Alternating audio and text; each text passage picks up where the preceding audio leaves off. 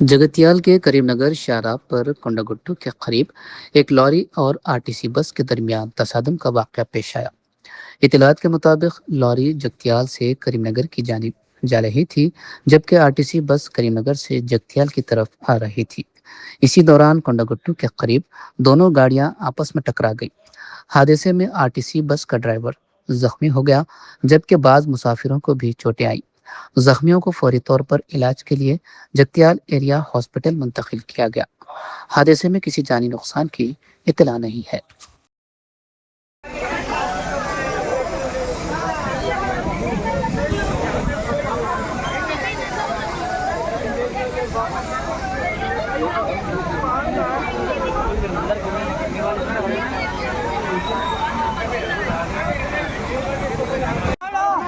ये ड्राइवर है, RTC bus का ड्राइवर।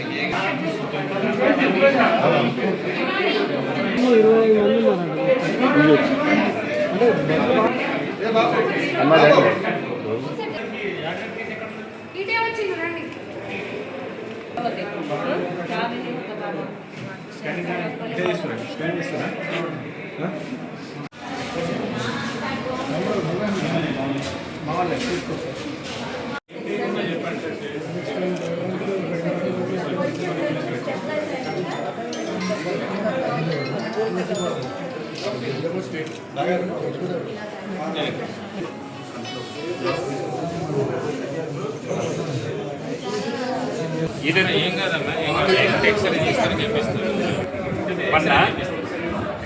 మెల్లగా ఇంజక్షన్లో ఎక్స్రే ఇచ్చారు కదా, ఇంజక్షన్ ఇచ్చారు ఉంటారు నైట్. ఏం పెద్ద తిరిగినట్టు ఏం లేదమ్మా, టెన్షన్ పడుతుంది. ఎక్స్రేలో తీస్తారు.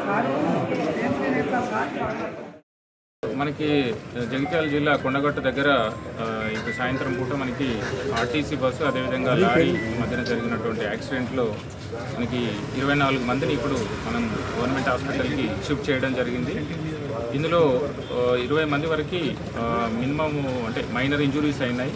ఒక 4 to 5 మెంబర్స్కి కొంచెం మేజర్ ఇంజురీస్ అయినాయి. ఇప్పుడు వాళ్ళకి సిటీ స్కాన్ ఎక్స్రే తీస్తున్నారు.